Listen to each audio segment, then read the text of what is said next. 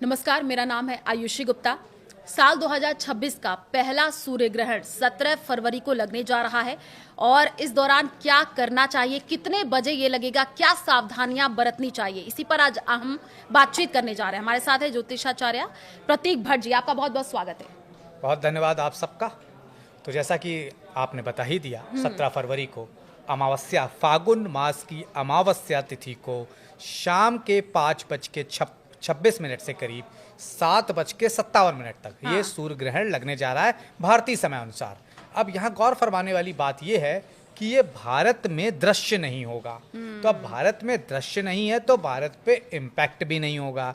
इसलिए आयुषी जी, सूतक के कोई भी नियम नहीं फॉलो होंगे। आप पूजा पाठ कर सकते हैं, अब घर के बाहर जा सकते हैं, अब सब कार्य कर सकते हैं। अब ये लग कहाँ रहा है? ये दक्षिण अफ्रीका, दक्षिण अमेरिका और उसी पार्ट में दृश्य होगा। तो वहां पे जो इंडियन है, क्योंकि न्यूज़ 18 तो पूरा इंडिया वर्ल्ड देखता है, बिल्कुल बिल्कुल। तो निश्चित तौर पर वहां पर जो इंडियन है या आपके सगे संबंधी हैं, तो उनको जरूर सूचित कर देना चाहिए। वहां इसका इम्पैक्ट गहरा होगा। और देखिए, अमावस्या के दिन ही ग्रहण लगता है। और कब लगता है? जब राहु केतु साथ आ जाते हैं। तो कुंभ राशि में ये ग्रहण लग रहा है जहां राहु साथ में है।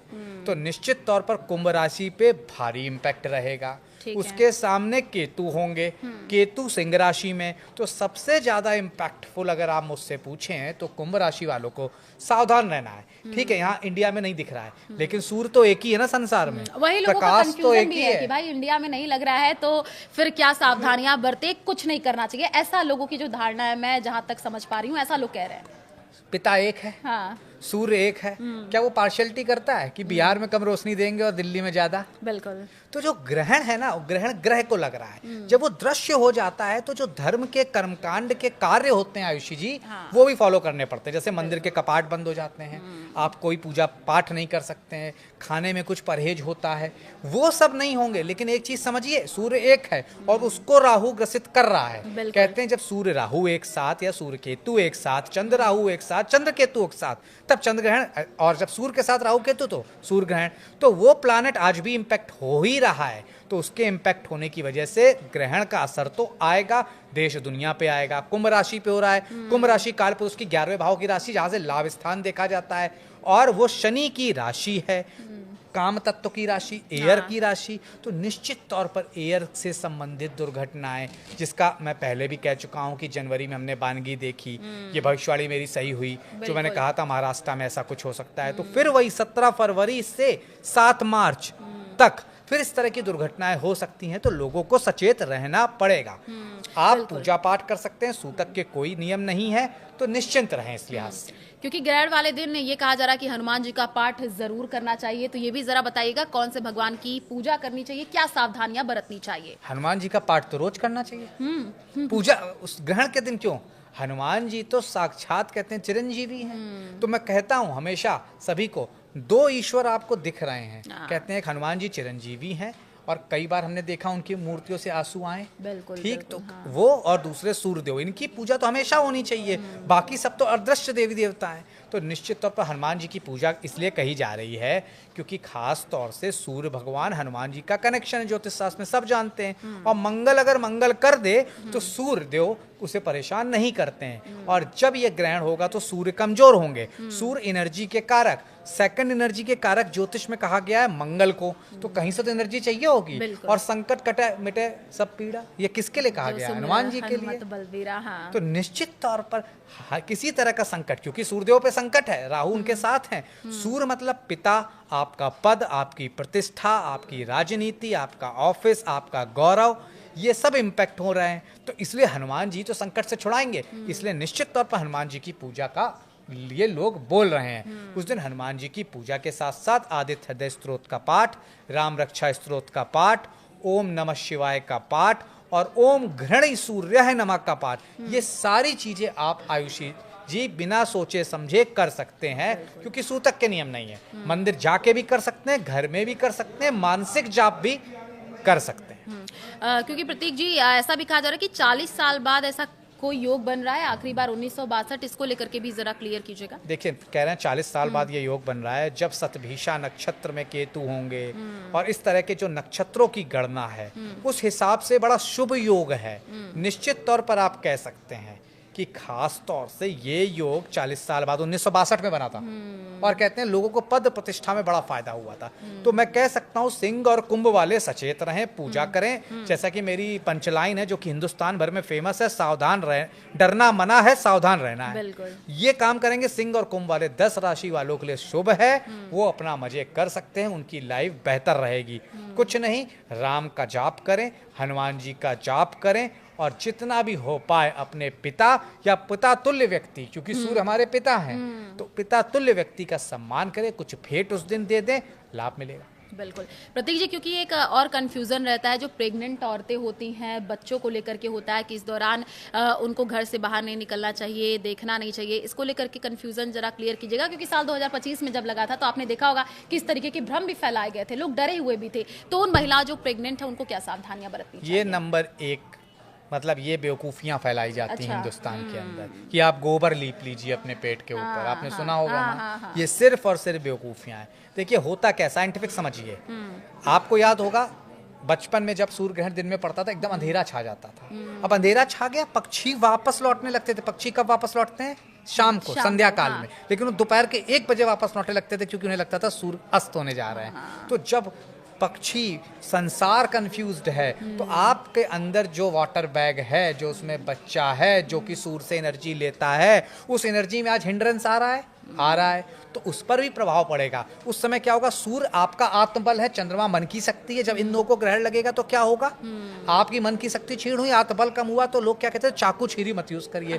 पता चला आपने अपने को नुकसान पहुंचा लिया, क्योंकि आपके वेव लेंथ उस समय बिगड़े हुए हैं। वही चीज आज भी भारत में 65% सर्पदंश की घटनाएं कहाँ होती हैं? गाँवों में, सांप के काटने से। क्यों? पहले लाइट नहीं होती थी, ये सब पुरानी बातें हैं। लाइट नहीं होती थी, उसमें भी अंधेरा दिन में ही आ गया, तो पता चला क्या हुआ, सांप बाहर निकल आए, चीते बाहर निकल आए और अनहोनी हो गई। इसलिए सब बनाई गई थी। लेकिन आज के स्वर्णिम काल में निश्चित तौर पर जहां लाइट से लेकर तमाम चीजें, सब फालतू की बातें, ये सब आपको कुछ नहीं करना, सिर्फ सूर्यदेव को प्रसन्न रखना है, पूजा पाठ करनी है। अच्छा, एक और बात, क्योंकि अमूमन हमने देखा जिससे 17 फरवरी को सूर्य ग्रहण शाम 5:26 के लगभग ये लगेगा, तो ये शाम का वक्त होता है, खाना बनाने का टाइम होता है। लोग कहते हैं कि इससे पहले खाना बना लीजिए, इसके बाद खाना जो है फेंक दीजिए। ऐसी भी कुछ भ्रांतियां हैं, इसको क्लियर कीजिएगा। तो आयुषी जी, मुझे नहीं पता मतलब आप कितना, आपको आपके दादी बाबा से आप जुड़ी रही होंगी, लेकिन अगर आपको याद हो, उन्होंने हमेशा क्या कहा, 6 बजे के पहले खाना बन जाना चाहिए, संध्या काल। अब ये सब चीजें खत्म हो गई, तो 10 बजे डिनर होता है, वो भी स्विगी से होता है। बिल्कुल बिल्कुल, जोमेटो से होता है। तो इसलिए 6 बजे के पहले का तो रिवाज बहुत पहले से। अब बात आपकी, खाना फेंक देना चाहिए। क्यों? हमारे पास एनर्जी, ऑक्सीजन किससे मिलती है? सूर्य से। चंद्रमा से क्या मिलता है? आपके मूड स्विंग से लेकर हाई टाइड तक उसी से डिपेंड है। तो जब उसकी एनर्जी बिगड़ गई तो आपके खाने में कुछ नहीं, बैक्टीरिया पैदा होंगे। इसलिए कहा जाता है उसमें खाना उस समय रखा हो मत खाइए, या फिर उसमें क्या डाल दीजिए, तुलसी दल। क्यों? एंटीऑक्सीडेंट बोला है, किसने बोला है? साइंस ने बोला है। तो एंटीबैक्टीरियल, एंटीऑक्सीडेंट क्या है? तुलसी। जहां आपने वो डाला उस खाने में जनरली चीजें नहीं होंगे, तो ऐसा नहीं खाना खराब हो जाता है। लेकिन अगर 12 घंटे में खाना खराब हो रहा होता है, जिस दिन सूर्य ग्रहण, चंद्र ग्रहण होता है, और ये साइंस की रिसर्च कहती है, मैं नहीं कह रहा हूँ, कि ज्योतिष और धर्मशास्त्र नहीं कह रहा है, क्योंकि मैं खुद भी साइंस का बंदा हूँ। तो निश्चित तौर पर ये तब उस दिन जब देखा जाता है 12 घंटे में अगर कोई खाना खराब होना होता है, ग्रहण के दिन वो 4 से 6 घंटे में हो जाता है। इसलिए कहते हैं कि भाई आपने सुबह बना लिया, रात को खा रहे हो, जो कि कल्चर बन चुका है, वो गलत है ग्रहण के दौरान। उसका यही साइंटिफिक रीजन है, इसके अलावा कोई रीजन नहीं है। बिल्कुल, तो आपने बहुत अच्छे तरीके से क्लियर किया है दुर्लभ योग भी, संयोग क्या कुछ खास बनने वाला है। अब राशि के अनुसार जान लेते हैं, क्योंकि आपने कुछ राशियों के लिए भी बताया है जिनको संभल करके खास सावधानियां बरतनी चाहिए। तो एक एक करके बात कर लेते हैं जल्दी से। पहले मेष राशि के बारे में बताइएगा, और जो भी राशियां हैं 3 पहले वो बता दीजिए। तो मेष राशि सबसे पहले आपके 11वें भाव में, तो आप ही, जैसा कि जो आयुषी जी कह रही थी ना, 40 साल पहले लगा था, ये आप ही के लिए बड़ा अच्छा है। अच्छा, निश्चित तौर पर आपके लिए बड़ा शुभ रहेगा ये, और आपका पद प्रतिष्ठा बेहतर होगा इस ग्रहण की वजह से। 11वां भाव लाभ स्थान है, लाभ मिलेंगे। वृषभ लग्न, वृषभ राशि वालों, निश्चित तौर पर आपके 10वें भाव में, तो अधिकारियों से बना के चलनी होगी, शत्रु हावी रहेंगे, ये आपको ध्यान देना होगा, और आदित्य हृदय स्त्रोत का पाठ करना होगा।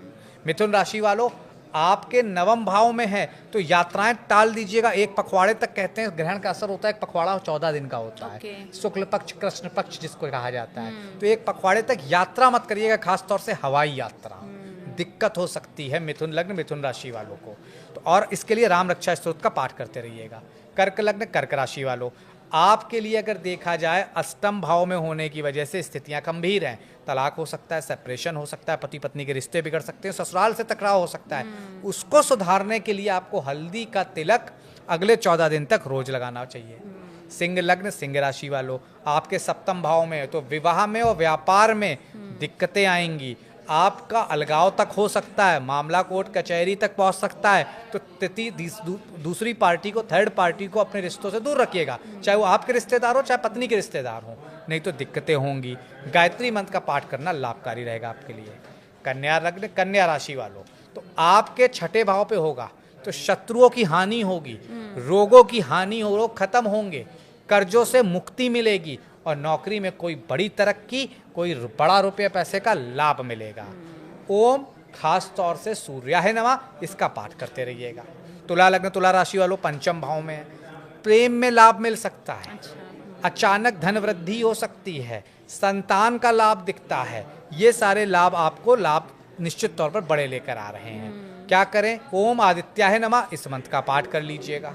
वृश्चिक लग्न वृश्चिक राशि वालों, आपके चतुर्थ भाव में हो रहा है। चतुर्थ भाव में होने की वजह से माता को कष्ट, घर में दिक्कतें, कोई प्रॉपर्टी बिक सकती है, पैतृक संपत्ति में नुकसान हो सकता है। ये सारा राशिफल 14 दिन तक ही वैलिड है, सूर्य ग्रहण के अगले 14 दिन तक। अब आपको क्या करना है? सूर्य देव को जल देना है, उसमें थोड़ा केसर मिलाकर। धनु लग्न धनु राशि वालों, तृतीय भाव में ये गोचर, भाई बहनों से विवाद, छोटी मोटी यात्रा में चोरी होने का डर, उसी के साथ साथ पराक्रम में और साख में भट्टा लग सकता है। ये ध्यान देना होगा। आप क्या करें? राम रक्षा स्तोत्र का पाठ करें। बात कर लेते हैं मकर लग्न मकर राशि वालों, आपके द्वितीय भाव में है तो आपकी वाणी कर्कश हो जाएगी, वाणी से बने बनाए काम बिगाड़ लेंगे, धन जो आना था वो रुका होगा, रुक जाएगा, दिक्कतें रहेंगी। क्या करें भाई? आदित्य हृदय स्तोत्र का पाठ करिए, लाभ मिलेगा। कुंभ लग्न कुंभ राशि वालों, सबसे बड़ी समस्या यही है क्योंकि लग्न में है। लग्न क्या है? आपका आत्मबल है, आत्मा के कारक ग्रह सूर्य को कहा गया है। कॉन्फिडेंस खराब होगा, मन प्रसन्न नहीं रहेगा, शादी विवाद लोगों से सब में समस्या आएंगी, घर में तमाम तरह की दिक्कतें आएंगी, हर काम में रुकावट आएगी, बने बनाए काम बिगड़ जाएंगे। आपको गायत्री मंत्र का पाठ ओम घड़ी सूर्याय नमः इसका 108 बार पाठ कंटिन्यूअस करते रहना है, पूरे ग्रहण वाले दिन भी और 14 दिन भी। मीन लग्न मीन राशि वालों, 11वें भाव में होगा तो खर्चों पे ध्यान दीजिएगा, कोई बड़ा इन्वेस्टमेंट अगले 14 दिन तक टाल दीजिएगा। विदेश यात्राओं में कोई वीज़ा अप्लाई करने जा रहे हैं, दिक्कत आ सकती है। उसी के साथ साथ खासतौर से 12वें भाव में है, छोटी मोटी यात्रा ये कराएगा। क्या करना होगा? सूर्य देव को जल दें और ओम आदित्याय नमः इसका पाठ करें, लाभ मिलेगा। बिल्कुल, क्योंकि आपने राशियों के बारे में बहुत अच्छे तरीके से बताया, क्योंकि सूर्य ग्रहण के बाद ऐसा भी है प्रतीक जी कि स्नान कर लेना चाहिए, गंगा जल से जैसे हमने बात की, पूरे घर में छिड़काव भी करना चाहिए। तो थोड़ा सा ये भी बताइएगा कि उसके बाद से क्या सावधानियां बरतनी चाहिए और दान पुण्य भी करना चाहिए? निश्चित तौर पर दान पुण्य, अमावस्या का दान उसी दिन निकाल दीजिए, 17 तारीख को, 18 तारीख को कर दीजिएगा आप लोग।